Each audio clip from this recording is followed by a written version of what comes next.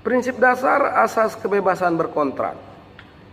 Sehubungan dengan asas kebebasan berkontrak sebagaimana dirumuskan secara eksplisit dalam pasal 1338 KUH Perdata, jungto pasal 1320 KUH Perdata, maka hakim atau pengadilan berwenang untuk menilai dan menyatakan apakah suatu perjanjian atau kontrak bertentangan dengan nilai-nilai kepatutan dan rasa keadilan masyarakat atau terdapat penyalahgunaan keadaan atau undue influence.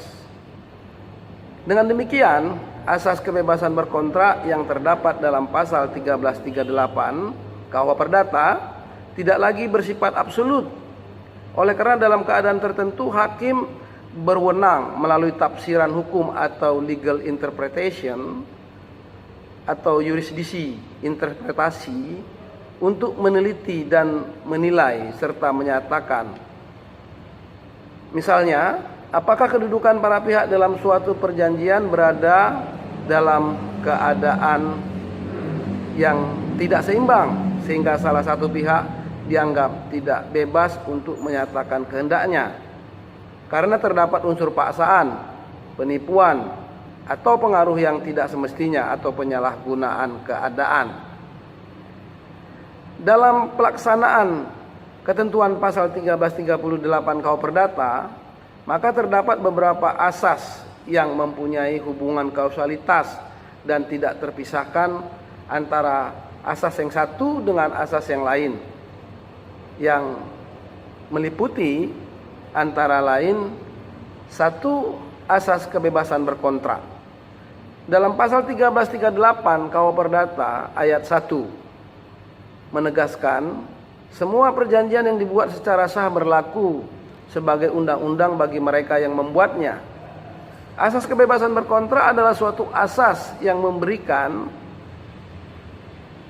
kebebasan kepada pihak untuk membuat atau untuk tidak membuat perjanjian, mengadakan perjanjian dengan siapapun, menentukan isi perjanjian atau pelaksanaan dan persyaratan perjanjian tersebut, menentukan bentuk perjanjian, apakah bentuknya tertulis atau lisan, dan sebagainya.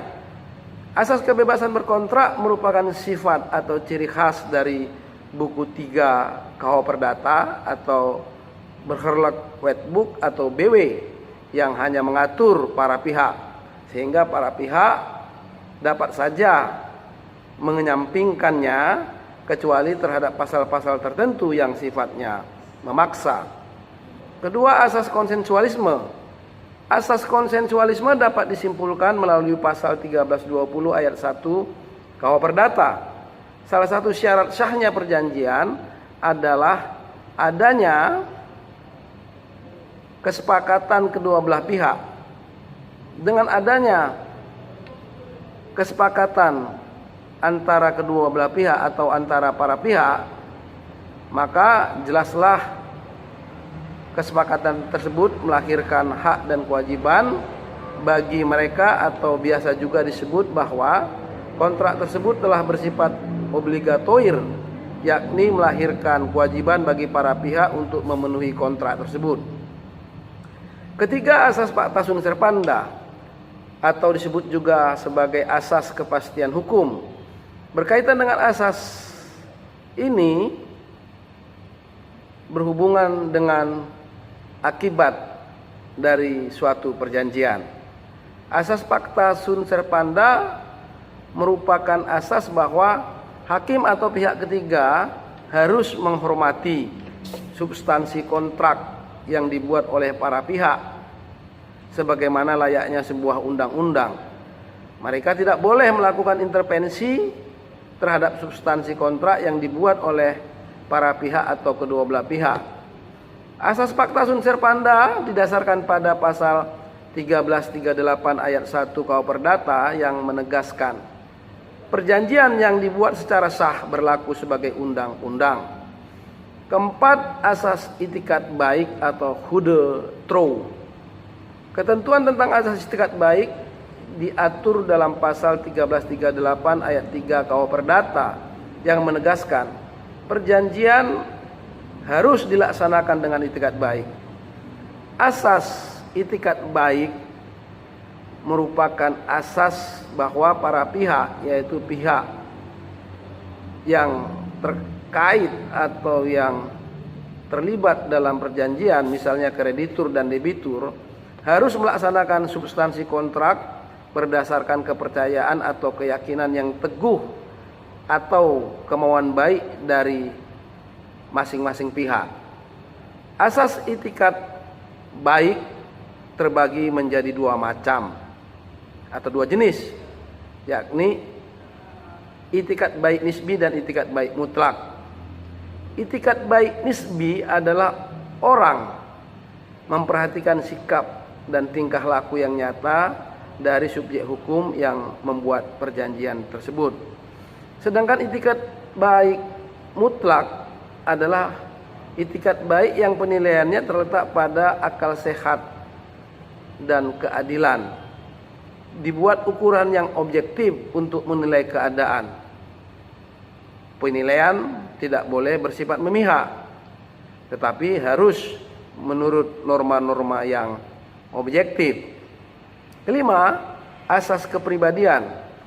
Asas kepribadian merupakan asas yang menentukan bahwa seorang yang akan melakukan kontrak hanya untuk kepentingan perorangan.